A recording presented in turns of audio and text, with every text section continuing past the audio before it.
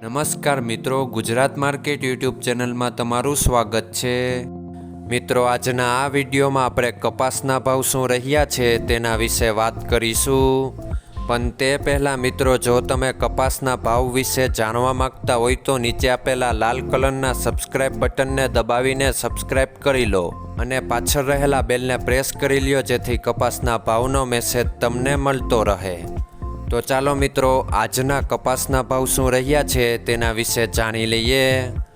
મિત્રો, આજના કપાસના ભાવ આ મુજબ રહ્યા હતા।